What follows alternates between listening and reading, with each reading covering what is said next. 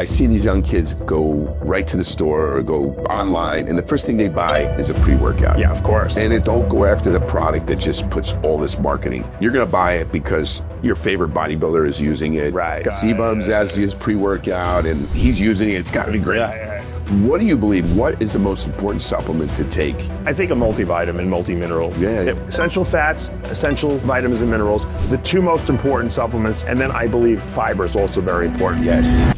You're not a keto diet. Well, I'm a ketogenic diet, but what I realized was that bodybuilders have a much higher protein need than the average person. Yes. We have a much higher need for protein because we're breaking down muscle in the gym. I crafted the bodybuilding ketogenic diet, which was high protein, moderate fat, whereas the normal ketogenic diet is high fat, moderate protein. So I swapped it, and all of a sudden it worked. So is a ketogenic diet good for someone who wants to get big? A ketogenic diet is part of a balanced diet, meaning that high protein, moderate fat is what we all want all the time. Yeah. The question is, how many grams of carbs do you need? So Dave, I see these young kids, go right to the store or go online, and the first thing they buy is a pre-workout. Yeah, of course. And I think it's marketing. It's marketing. And they'll buy something. It's funny because, I got into the pre-workout market with Super Pump. I was one of the first with Enter Explode. And now there's probably like 500 pre-workouts. Oh. It's like, and nobody stays loyal to a pre-workout because it seems that whatever the marketing. So, what to look for is don't go after the product that just puts all this marketing because you're going to buy it because your favorite bodybuilder is using it. Right. Your favorite influencers, C-Bums has his pre-workout and, because that, he's using it. It's got to be great.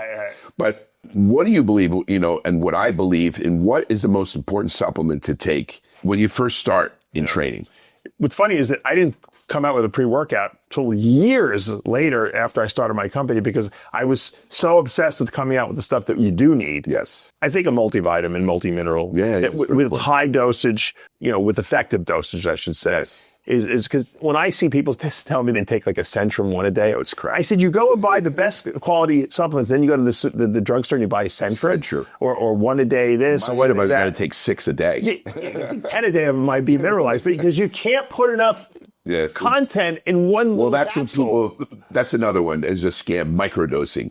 Like they're saying this has pixie dust. They sprinkle a little this, little that, little this, but so there's no effective dosage. This is microdosing. It's going to work better.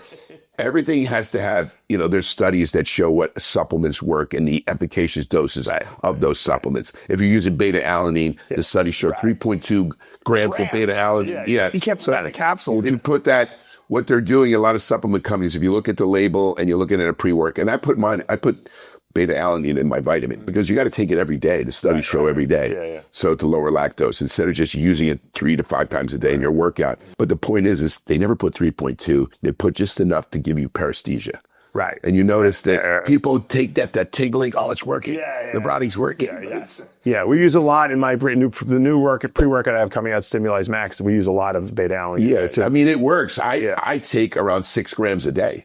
Because I do it in my vitamin, when I do it in my pre-workout. Well, it neutralizes lactic acid, and so it can get you past that wall. Right, but getting back to the vitamin aspect, I mean, minerals, calcium and magnesium alone. I use all chelated minerals, but it takes up a lot of space in the capsule because chelated minerals actually specifically more than just the and explain what chelated minerals are saying attached to the amino acid. Explain. Yeah, what they do is they bind the mineral to an amino acid so that in the stomach, which is where protein digestion first occurs, it gets cleaved there and absorbed right through the stomach lining, which makes it the most absorbable. The other minerals that are on the market that are bound to salts go into the intestinal tract before they're absorbed, and they can sometimes be cross-linked with other things and they never get absorbed. So chelated minerals are the most effective. They take up the most space though in a capsule, and they're also the most expensive. So most people don't use them. I know you use them, I use them. Yeah, that's what I use, only chelated. Yeah, because I want to make sure, if I'm taking on my own vitamin, I want to make sure I absorb it. Well, if you take certain magnesiums, you're going to... But even vitamin C,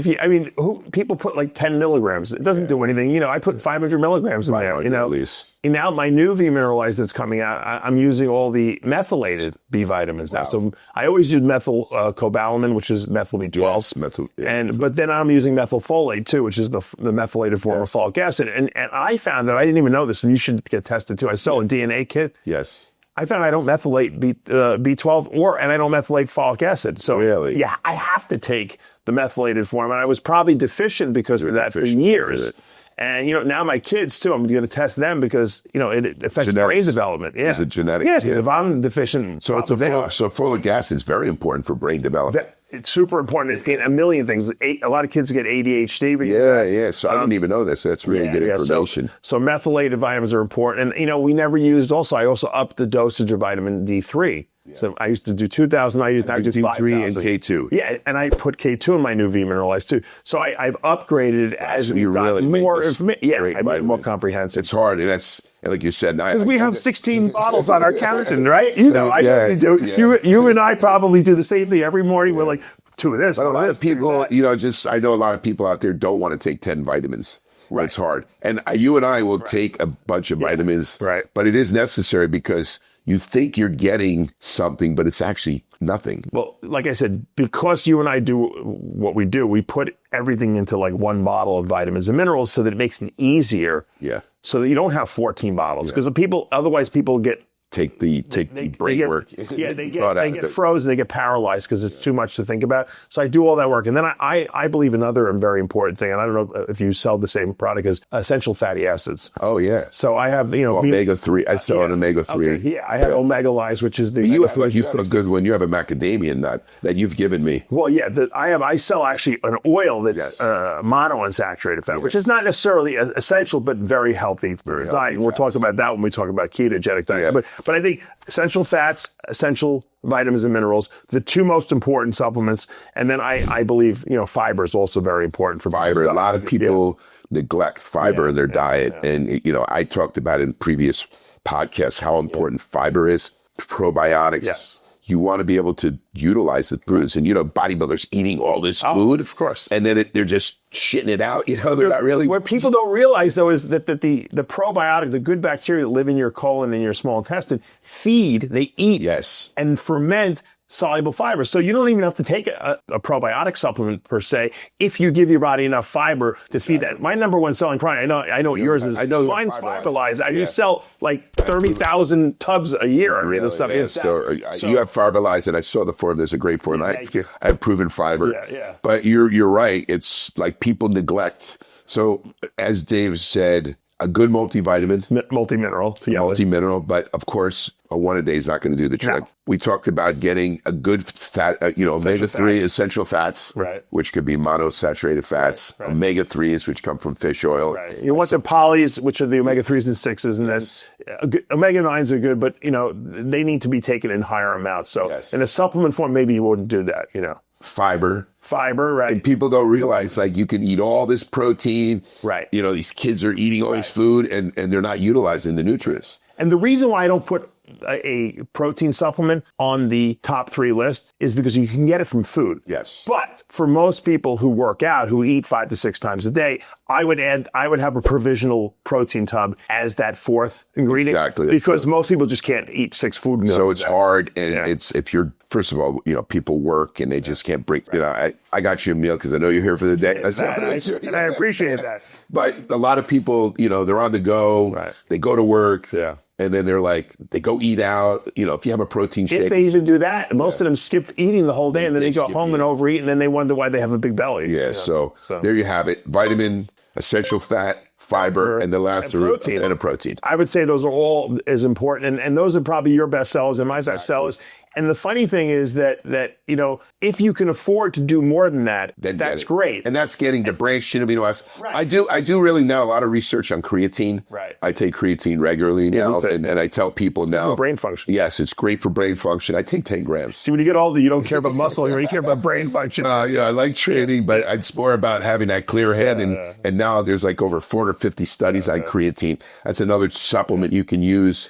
Absolutely. And there's a lot of people don't sell good source they buy the cheapest creatine and it doesn't mix. And what I always tell them, I use a super micronized. Yeah, super Make sure it's micronized. If it doesn't go into solution, how I always tell people when you take salt and put it in water, it disappears. That's called 100% solubility. Solubilize it. Creatine, you put it in water, a lot of it falls to the bottom of the cup. And people think, I just swish it around and drink it. Well, the stuff that didn't go into solution is going through your intestinal tract. You're not absorbing that. And it's pulling water into your intestinal tract. Yes. That's why a lot of people get diarrhea from creatine. Exactly. But the micronized ones and the super micronized ones, they mix much better. So you, instead of solubilizing only 50%, you're probably solubilizing like 80 or 85%. Exactly. So you're absorbing much more of it. So for you guys out there, remember micronized creatine. Yeah, 100%. It's really big. Yeah. So let's talk, go to another subject matter. And I've known you like when you were competing, you followed a keto diet. Somewhat. I don't know if it's a keto diet or a high protein diet. I remember, I just look at, it was crazy. I remember you going to McDonald's and getting like, I don't know, 6 or 8 burgers. Maybe I'm exaggerating. Throwing away the buns. And one time I hung out with you and I'm to see you eat. I go, this guy's eating McDonald's and he's shredded. Look, he's eating that. And he was like 280 pounds shredded, eating that. We were talking earlier, and we said back in the late 80s and early 90s, the bodybuilding diet at that time was high protein, high carbs, high to moderate carbs, and no fat. Yeah. And we all did it, including me. And you get ripped on that diet. Yeah. You would lose a little fullness, but you get like really shredded. Right. But off season, it was hard to put muscle on with that type of diet. And I remember reading that Lee Haney, of all people, used to say he used to eat whole eggs in the morning. And I'm like, I live with it was like sacrilegious. Like, you actually ate an egg yolk? And listen, Dave, I live with him, and I was eating egg whites, 10 egg whites. He would get up and he'd put 2 or 3 yolks with his eggs, and I'm watching him and like, so you're eating the yolks? He goes, yeah, those are good fats. And you're probably thinking to yourself, he's an old country guy from Georgia. That's why he's eating the whole eggs. Yeah, but he was eating it. Of course, he's a phenomenal bodybuilder, and he knew that essential fats were really important. I realized that way later, and like you said, I came into the late 80s, into the 90s. I was nowhere bigger than the guys today. You even as a national competitor, you were huge, and I know you were eating, and you were. I couldn't get big though, and one day a bunch of guys and I said, you know what, we're going to abandon the place we normally eat, which is chicken breast and baked potato. We're going to go to McDonald's. I hadn't had McDonald's in like 5 years since I was like a kid, like in high school. And I ate those cheeseburgers, and I look like the Incredible Hulk, like growing. But people are looking at me like, because I was very veiny and lean. They're like, you're growing right before us. And I did that like 2 days in a row, and I'm like, I put on like 5 pounds, Rich. Really? Yeah, and I'm like, you eat burgers. I'm like, the son too. We've eaten everything. Greasy fries. Remember, it was no fat. All we ate was protein and carbs. Yeah. And the introduction of those fats changed my whole reality, essentially. And people don't know, you went to pre-med. No, I went to pre-med as well. And like I went to medical school. You didn't even know that. So you went to medical school. But I went to I studied biology. This is when I was in medical school, this was going on. Wow. So I know, people know that you're very knowledgeable. When I speak to you, you know a lot more. You're not. They teach you no nutrition, by the way. No, they don't. I think they do one semester. RFK Jr. is trying to change that now. Finally, it's 30 years later. Yeah, doctors don't have any knowledge. And even when I go to my cardiologist, he knows nothing about it. So I thought I discovered the cure for cancer. I'm like, holy shit. I'm growing. And so I started studying. There was no internet. It was the library. I had to go to the library and start reading about fats. And I'm like, holy mackerel, we're missing the boat here. Yeah. There's not only is there just saturated fat, like from burgers, but there's polyunsaturated fat that contains 2 families, omega-3s and 6s, that were considered essential. Yeah. And I'm like, I'm not eating any of this. You're not eating the essentials. And I remember going through one of my diets where I was eating swordfish. I got into the because that was a big bodybuilder food back before we knew there was mercury in there. Yeah. And I was eating swordfish like 2 pounds a day. Wow. And I was like growing while into the show, because swordfish has a tremendous, wild-caught swordfish, right? Is a tremendous amount of omega-3s. And I was like, so once I started getting all this data from all this different fat sources. Funny you say that. One of my biggest, when I was like, my average weight was 208, 210. I went at 222 in the Olympia in 87. And that year I was eating salmon. Yeah. And that's before they had farm raised salmon. So it was all wild. It was all wild caught. And I was eating a lot of salmon and the fats. And I didn't regard it as fats. I was just eating it, and I grew bigger than I ever was. Because you were restricting yourself before, because you weren't giving your body. Because people don't realize that the essential fats are actually found in the muscle cells, and people are like, how? I thought the muscle cells made up of protein. Yeah, the internal component, but the external component, the cell membrane, is made up of essential fatty acids. So when you break down muscle in the gym, in order to rebuild muscle and build new muscle, you don't just need protein, you need essential fats. And so I came to this revelation like, holy mackerel, the only thing the body really needs is protein and fat. And that carbs are not even an essential nutrient. So I'm like, well, they seem to be the most expendable. And that's when I started studying the Atkins diet. And Atkins basically, Dr. Atkins said, you're going to lose weight.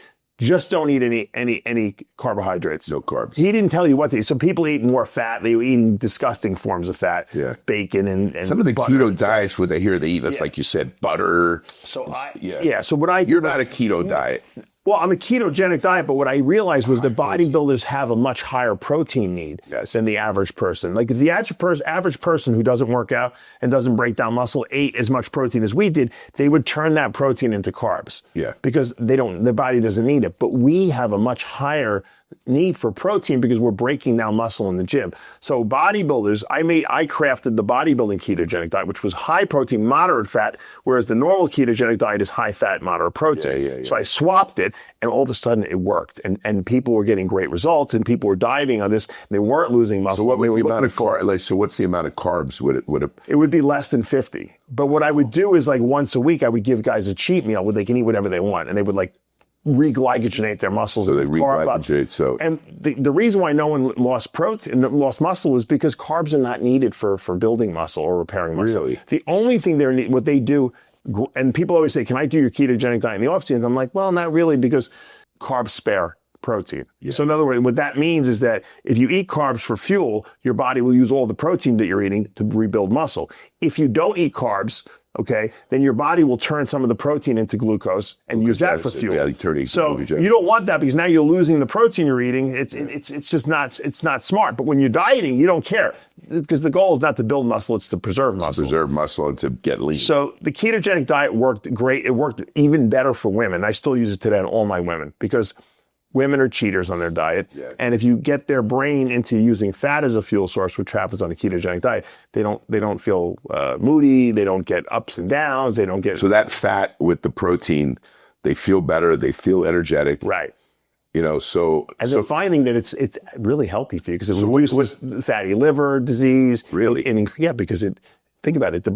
What raises fats in the liver is high triglycerides, and what raises high triglycerides is sugar or carbs. Sugar in the car, yeah. Yeah, because it turns it into fatty acids. People don't realize that. They think triglycerides, it's part of the fat. No, it's from high glucose. So you have high glucose eating, shit carbs, white bread, processed carbs. Bodybuilders that eat good carbs, if you eat 500 grams of carbs a day, you can get fatty liver because you just have too many carbs in your body. Yeah. So ketogenic diets are good because they kind of get rid of that fatty liver aspect, and they make you very insulin sensitive. Because think about it, if you have low insulin output because you're not eating a lot of carbohydrates, the cells are going to think there's not enough insulin receptors around. It doesn't know there's not enough. It doesn't know that you're eating low carbs, so it makes more insulin receptors. So it makes your blood sugar control much better. Okay. So a lot of people who have blood sugar control issues, maybe because of genetics, or they just have crappy genetics. You put them on a ketogenic diet, all of a sudden their blood sugar gets perfect.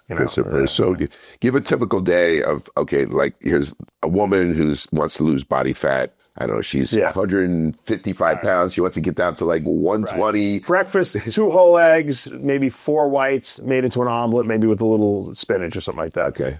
Second meal, like a whey isolate shake with maybe an all-natural like peanut butter like Smucker's makes with just peanuts and salt and mix that together as a shake. That's protein fat. Chicken breast with maybe an ounce of almonds for the meal 3. Meal 4, I might do another shake. And meal 5 might be like salmon or a piece of red meat with a green salad with like cucumbers and green peppers. You said 50 grams of carbs. I don't hear any carbs at all in that. There's no carbs. Well, there's indirect carbs because remember, there's carbs in everything. Even the vegetables have a little bit of carbs. A little bit, yes. Even the protein sources have a little bit of carbs. So that still adds up to 50? And if nuts have carbs. Yeah. Well, you want to be below 50. Oh, below 50. Because if you're over 50, you might not be in a strong ketosis. You want them in a strong ketosis so that they're going to feel better. Okay. And that's why I tell people, I only put guys on a pure ketogenic diet when the carbs are so low already that they'd be better off on it with none. So in other words, let's say you're eating low carb, okay, and you're only eating like 80 or 90 grams a day, which I'm sure you went down to in your day. I know the Veroni used to go there. You might as well eat 50 at that point, and you might as well just eat a little bit more fat. You're going to feel better. Yeah. Because what happens is if your brain has too much carbs around, and 80 might be too much, it's going to still use carbs as a fuel source. Okay. But if you go below a certain threshold, the brain says, I don't have enough fuel. I have to switch my metabolism. And then it switches into using ketones or fats for fuel. Yeah. It's a big difference in how you So do feel. you measure for ketones? Do you have people pee on it? You know what? Those keto sticks are not that, they're not that accurate. But I can guarantee you if you're eating below 50 grams of protein, you're in ketones. How long does it take you to go into ketosis? 3 days, 72 hours. 3 days or 72 hours to go So into the first ketosis. 3 days, you're kind of goofy a little bit. And then So that's a woman's diet. A man's diet now, that's I don't know. if a guy comes to me though, he has to lose 50, 60 pounds and he wants to do it quickly, I put him on a ketogenic diet. Yeah. If he's not, and it's like I'm doing contest prep with him, I might give him 3 days of carbs and 1 day of protein and fat. And I might So 3 days of carbs. with carbs, like a lower fat diet. Because remember, fat gets stored. So you don't have to eat fat every single day, aside from the essentials. Yeah. And so I might give him like a lower carb, high protein, moderate carb diet. Lower fat, high protein, moderate carbs. And then for 2 days in a row or 3 days in a row. And then I'll give him a day with his no carbs, where he's just doing protein and fat to really deplete him. And then the next day back to carbs. And I cycle it like that. So you do carb cycling? Yeah, I carb cycle. But when I go low, I go none. Because I want to give for a full day or for a full day. Because I want to give them more fats to make sure they're not fat deficient. And then as they're going, if they're not losing weight, I might do 1 day of carbs and 2 days of fats. So it really depends on how much they're losing. Very rarely do I have to go pure ketogenic diet with a man. With a man, no. Unless they're just like an average guy who wants a body transformation. Okay. And they're like, Dave, I want to do this as quickly as possible. So is a ketogenic diet good for someone who wants to get big? No. And gain lean muscle, so it's not a good diet. No, but you're learning when you do the diet. And I always tell people, a ketogenic diet is part of a balanced diet, meaning that high protein, moderate fat is what we all want all the time. Yeah. The question is, how many grams of carbs do you need? Your diet should never change year round. It's just how many carbs do you put in it. So off season, you're going to add more carbs to the protein and fat.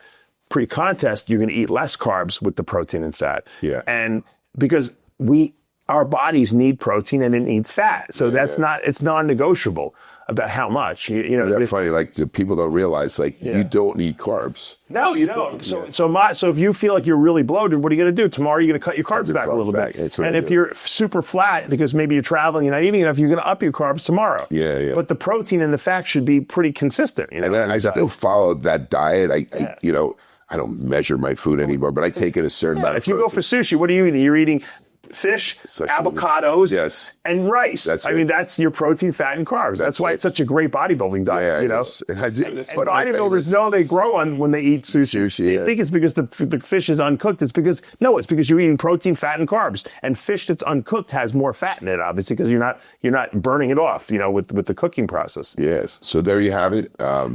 Ketogenic diet for women, for men. How basically you follow, for your lifestyle, and just discovering that even saturated fats are necessary. Yes, that's another thing. So people are so afraid to eating beef. No. Egg yolks. Right. Like you said, egg yolks. Egg yolks. I think the egg is the perfect source of protein. I really do. Yeah. I know eat now. You do an egg white protein, right? I have an egg white protein. I don't have egg yolk. I would like someone to make a whole egg protein. I can't find it anywhere. I'm considering that, Dave. Can you do it? Because I think maybe the oils in the yolk might. You can dehydrate it and still make it. Yeah, because I've already investigated it. I would buy that product for you if you made it. I just don't know. People are afraid to take Scoop is going to have. Well, you'd have to sell it almost as a meal replacement shake. But it would have, if you think about it, 4 or 5 egg yolks in each scoop. I think it's a great idea. I eat 5 eggs. That's what I do. Yeah, I do 5 full eggs every day. I've been eating. My cholesterol's low. Mine's low. I did, like you said, brain function, very important for saturated fats. I feel good using it. I take a lot of omega-3. Yeah. I can't always eat salmon, so I have my own omega-3. I take 3 or 4 of those a day. Carbs, I do eat them, but I don't go crazy on the carbs. No, you adjust them based on how you feel. I go and how I look. I see you're always in shape. You're lean. We're not as big as we used to be, but we stay in good shape year round. And not that we even try. You know what I do at night sometimes? Because sometimes I go a whole day on that, and I'm like, I hardly ate any carbs today. Yeah. I'll air pop popcorn at night. Really? And just put some sea salt on it and just sit and eat that. I'll have my dinner and eat that and while I'm watching some My TV. son loves eating popcorn every day. No, I'm just saying it's actually good. It's clean carbs. If you air pop it yourself, or some of the brands like out there now are really good that they don't have anything added, or they're made with avocado oil, or they're made with a coconut oil. And it's really a good bodybuilding snack, if you want. As long as you're not eating the whole bag, So do you, now that you're older, do you believe in like intermittent fasting? You believe in fasting? There's a lot of research showing now that, it increases stem cell and, it helps, your digestive system, insulin resistance, all these things I'm willing to try, a fast. I'll give you another analogy and I'll come back to this. People always ask me, what do you think about colonics? Yeah, colonics. Pumping water up your butt so that you clean out your colon. And I say, well, I've been taking a fiber supplement every day for 25 years, so my colon's clean. Matter of fact, when I went for a colonoscopy, the guy who did it said to me, you're 57 years old. He goes, what do you do? Your colon is the cleanest colon I've ever seen. Really? I told him I have my own fiber supplement. He's like, drop me off a case. Really? He was so impressed. Wow. So if you're always eating clean, okay, you don't need to do extreme things. So you and I have been eating clean for our whole life. Yeah. We don't need to intermittently fast. We don't need to. Fasting is for people who have damage done to their body because they haven't eaten right in the last 25 years. So they're trying to undo, a fatty liver, or they're trying to increase insulin sensitivity, or they're trying to increase the markers for longevity. We've been doing this. We live the lifestyle every day. Yeah. And so we don't need to do extreme things like that. And it's not really good for physique development. If you want to look good, fasting is not a good thing. But you're starving your body. Well, you starve your body, number one. It shuts down your metabolism. So people think they're going to lose weight on this. Most people who intermittent fast, it's not because they want to live a long time. They think they're going to lose weight better. No, that's why they do it. And they don't. They lose weight the first 2 weeks, so 3 weeks, and then all of a sudden it stops because they're basically shutting their metabolism down. So it's not a good physique diet. It's for overweight people who are insulin resistant, who have syndrome X, which is, every bad thing, chronic inflammation in their body. Yeah. And the doctor's like, you're going to die at 55 years old of a heart attack. And they're like, what do I do? Yeah. Intermittent fast. Try to almost like reboot your body. Yeah. We don't need a reboot because we've been doing it right our whole life. I've been still eating, not always eat 6 meals, but I do anywhere between 4 and 5. That's what I do. 4 to 5 meals a day. A lot of times it's 5 meals, having a shake. Right. If you're up extra hours, you eat more. I eat more. Yeah. But it's how I've been living my lifestyle. And it's just, like you said, I've always eaten healthy. Yeah. It's not that I'm perfect. I go out with my son. I had a 6-year-old. I have ice cream and have a slice of pizza. It's like, it's just, I'm not going to give up life. That we don't compete no more. And it's like we have to live a little bit. I've become my father, by the way. I don't know if you have. My father, when we would go to restaurants, whoever left over food, my sister, my wife, my mother rather, he would be cleaning the plates off. And I was embarrassed that he used to do that. He'd be like, you're not eating that? I said, Dad, it's all fat. He goes, give me that steak. And he'd eat it till the bone was cleaned off. Yeah. And now I find I do that. I'm like, I'm telling my kids, you're not eating those French fries. You're not eating that burger. Give me that. I clean their plates off. And I'm like, I become my father. Oh, my God. We always become your father. So true.